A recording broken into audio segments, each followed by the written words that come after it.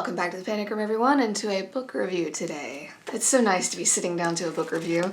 I do want to say here at the beginning of this review that there are some new people in the Panic Room, and thank you so much. It blows my mind that I know it's been at least 100 subs since all this happened. My life has been a whirlwind the past few weeks, so you'll have to excuse that, but it blows my mind that so many of you have shown up here in the Panic Room, and thank you. Thank you so much. I know my upload schedule is not what it used to be. I hope that you're enjoying my 300 plus backlog of videos, but I promise that this is my happy place, and I love it, which is why I'm filming right now. I can't swear that I'll get back to the schedule that I was, at least not anytime soon, but I love this place. This is my happy place. You guys are my happy place, and it's not gonna stop me yet. So today we're gonna talk about a book that I read BC, before cancer. We are gonna talk about The Land of Laughs, and this is by Jonathan Carroll. This was on my wish list for quite some time, and I had come upon it at a book sale, I wanna say. You can see it's used. It's got a big, like, bend mark in the cover, but we love it anyway. You know, I'm all about some used books. I got this for like $3, so this was unexpected. I liked it, but I have to say I don't know if everyone would. So, a little overview. What attracted me to this is because it talks about a weird town, specifically Galen, Missouri, and apparently there's like some weird things happening. That's really all I knew going into this. And I love weird towns. I love just the multifaceted nature, you know, like this person's weird for this reason and this person's weird for this reason. I love that. I love to see how they play together. So that's kind of what attracted me to it. Not to mention The Land of Laughs. Look at that. Look at that nightmare fuel. Just the whole title, the cover, everything. So I was really excited to get into this one. Now you might be asking, is it horror? Yes. In my definition of horror, you guys know I don't deal in like actual definitions. This was scary in the way that taking away your self-control is scary. And for your type A personalities like myself, that's terrifying. You open with this teacher by the name of Thomas, and very soon into the book he meets a girl by the name of Saxony. I think it's Saxony.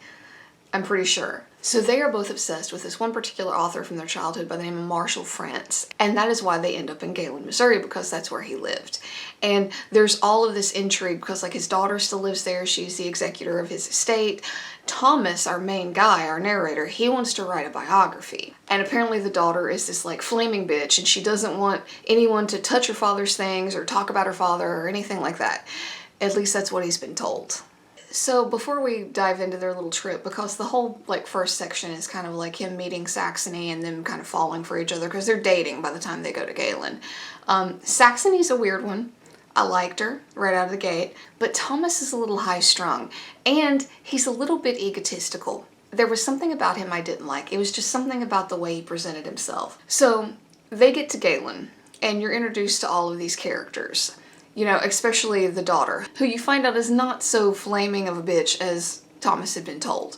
I will say that there's some slow parts in this book. There are some parts where I can so see some people DNFing because they're sick of hearing about it. But in my experience, when you read a book about a weird town, you need these like narrative side streets to tell you about the different members, the different pieces at play here. And I can see where that can get slow and boring for some readers. I don't mind that. I don't, because you guys know by now, I want to know our character's shoe size. But that's a me thing. So you kind of have this whole section of the book where you're getting told about like the backstory of this particular part of the town and how this person acts and stuff like that. But it's necessary. It's necessary for what's coming. So getting into more of the meatier sections of this book, there is this accident that happens that kind of lets Thomas know that there's something amiss here. I have to say, I kind of got some weird vibes as soon as they got into town, but you know, maybe that's just me being paranoid. You know, Thomas seemed to be a little slow on the uptake, just a little. You know, and we didn't get a whole lot from Saxony. Saxony is very much like an open book, and she was just like, hey, we're here for this. And Thomas wants to be secretive, which, you know, kind of rubs people the wrong way. So there's this accident involving a young man on a bike getting hit by a car. And people start acting really weird about it, and they start saying things like, well, it's not supposed to happen that way. You know, it's not his time. And not in the way like people console someone like, oh, he left before his time. Not like that. Like, they were saying it like it happened too soon. Like it was supposed to be scheduled. And this kind of gets Thomas's dander up a little bit. So he starts kind of investigating, okay? And they don't like this very much, which obviously, you know, if you've seen anything like this, you know, when the outsider starts asking questions in a weird little town, they're on their way to getting killed. Who are we joking with here? They're gonna get killed. So all this to say, Thomas ends up developing feelings and a relationship with the author's daughter, which is 10 shades of messed up because he really doesn't like her. I'm gonna call it, I don't think he likes her. I think he likes the idea of having her. She's like a mantelpiece because he loves her father so much, which is disgusting. I'm sorry, I'm gonna say it. It's disgusting, and it really made me dislike him. So you have that happening, and you have like weird phone calls. Like, he'll be over like doing her, and she'll get a phone call like, so-and-so had a baby and it's a girl. And she'll be like, what are you talking about? It's supposed to be a boy, you know, stuff like that. So again, his dander's up. So then she decides to come clean to him. Okay, because he is a really good investigator. He knows all about her father. He finds out that there is this novel, because her father's a children's author. He finds out that there's this novel that he wrote that never saw the light of day.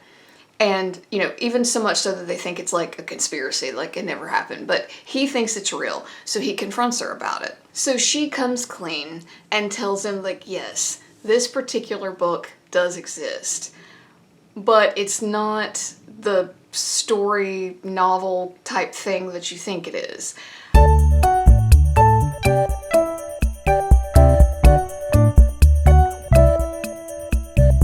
And I'm going to stop there. I'm not going to tell you how it ends, but it's kind of terrible. And Thomas kind of goes through some soul searching. Again, I don't like him. He's kind of a jerk and kind of a piece of shit. But, you know, there's a lot that happens there. And you kind of have this, like, kind of back burner story with Saxony where he sends her away, but the spell isn't necessarily broken with her, let's say. And again, I don't want to tell you how it ends, but it's a very intriguing story. It takes a while to get started. But if you like weird towns, I do recommend it. It's kind of out there, kind of crazy, kind of slow at points, but it's really got some wonderful, wonderful scenes about, like, what the hell's going on, you know, like that I don't know what's happening, but I want to, and I'm gonna go figure it out, but this strange thing happens again, and I don't know. I liked it. I do. I think if you like strange towns, you're gonna love it. So, The Land of Laughs. So guys, that is it. Thank you for hanging out for another review. Again, I apologize. I know my voice is different. You guys know nothing's gonna stop me from being in the panic room. This is my happy place. Books are my happy place. And talking about books with all of you is my happy place. So for as long as I am able, panic room isn't going anywhere. And guys, of course, if you like this, please hit like, hit subscribe. It would really help me out. And until next time, bye for now.